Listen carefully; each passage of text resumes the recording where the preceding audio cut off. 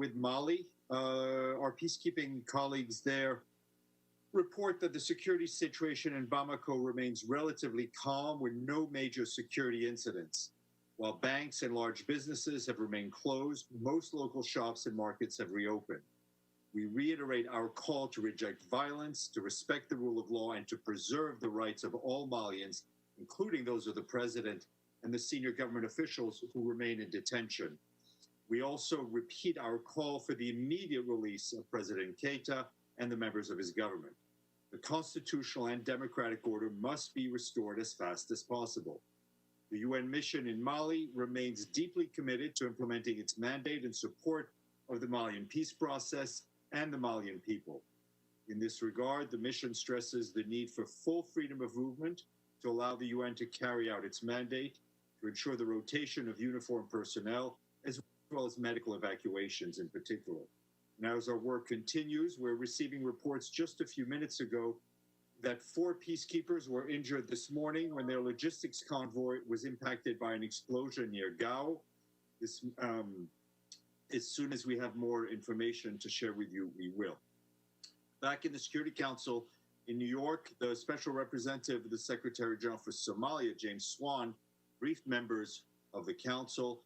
He told the diplomats that Somalia, like the rest of the world, is focused on confronting the COVID-19 pandemic.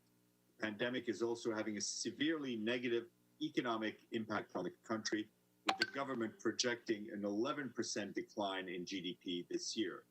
Mr. Swan added that the UN is working to reinforce the government's response. UN agencies, funds, and programs have reoriented their activities to give priority to the pandemic. But even before the virus, Mr. Swan stressed that more than 5 million Somalis were already in need of humanitarian assistance. 2.6 million people in the country are internally displaced, and 1 million are now being impacted by flooding. The country is also dealing with the worst desert locust infestation in 25 years. He added that the coming weeks will be decisive in determining how Somalia will proceed with the planned elections, adding that the UN will continue to support the country in this process. And today, the UN Resident Coordinator and Humanitarian Coordinator for Lebanon, Najat Roshdi, announced that OCHA had begun the disbursement of $8.5 million from the Lebanon Humanitarian Fund to provide rapid support to families impacted by the devastating explosions in the Beirut port. More than 180,000 people are now being reached with life-saving humanitarian assistance, including through funding to NGOs delivering health, food assistance, and protection. The $8.5 million allocation is complementing $6 million allocated by the Central Emergency Response Fund, announced by Mark Lowcock 2 weeks ago, in fact.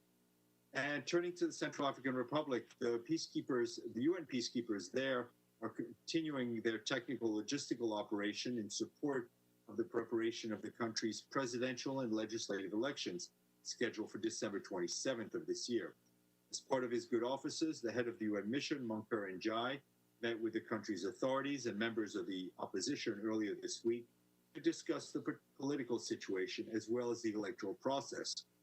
That includes the ongoing voter registration operation. The UN mission is also providing security assistance to the National Electoral Management Body, which includes protection and transportation of electoral material, as well as security for voter registration agents in the 16 prefectures that make up the country. Now, turning a couple of COVID-19 specific notes.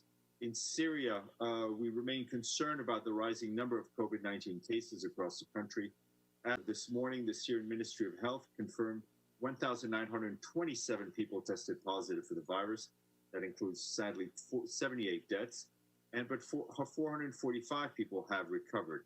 In the northwest, 58 cases were confirmed as of yesterday, with the first deaths reported 2 days ago in the district of Qaram in Idlib Governorate.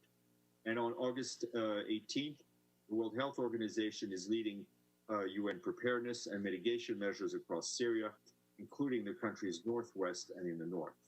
And in the Comoros, there are more than 400 confirmed COVID-19 cases and 7 deaths.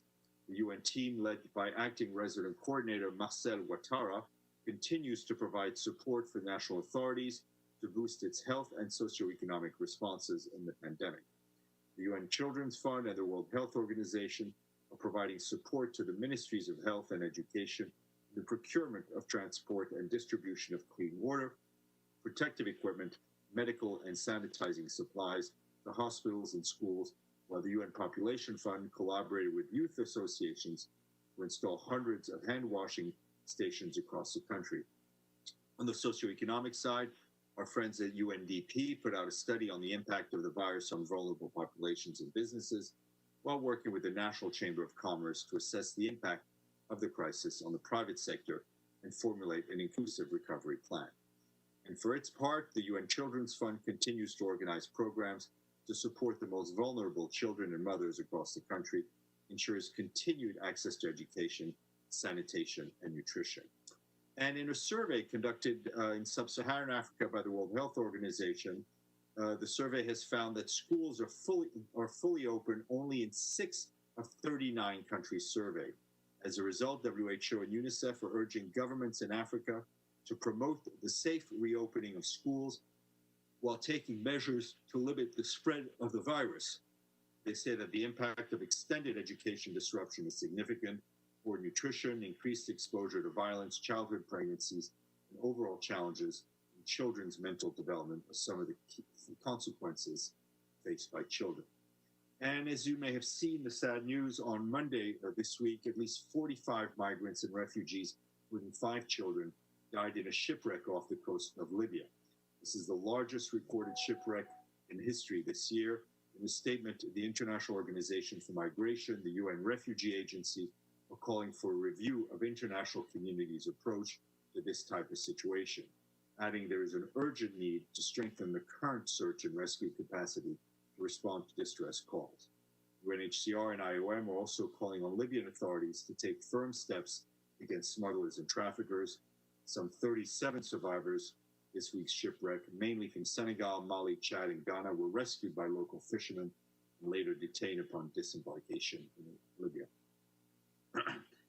Turning to Asia, a strong monsoon season has caused floods and landslides over the past week, resulting in hundreds of casualties, the displacement of millions of people, and the destruction of infrastructure. These natural disasters are hitting countries already facing the COVID-19 pandemic and the socioeconomic consequences of the pandemic. The UN, the Red Cross, and other humanitarian organizations are supporting government-led responses in several countries, despite challenges in access to people in need due to COVID-19. Some of the most impacted countries have been Bangladesh, Pakistan, Nepal, and China. In Bangladesh, our colleagues tell us that humanitarian organizations are providing shelter and rapid food assistance in Cox's Bazar, as well as repairs to damaged water, sanitation, and education facilities. In Pakistan, we are monitoring the situation in case support from the UN is required, and in Nepal and China, authorities are continuing the search and rescue operations in conjunction with humanitarian operations.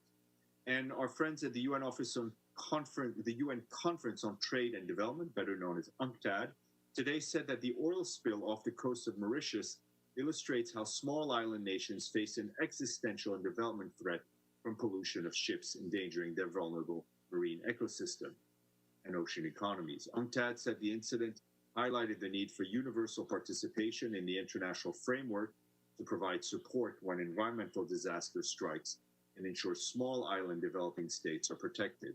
The seas and their use are governed by several international conventions, but not all are ratified, leaving countries that might benefit and others are yet to enter into force. This creates murky waters when oil spills happen, as not all parties have the same liability and compensation recourse, depending on which kinds of ships are responsible for the pollution and whether they've signed up to existing conventions.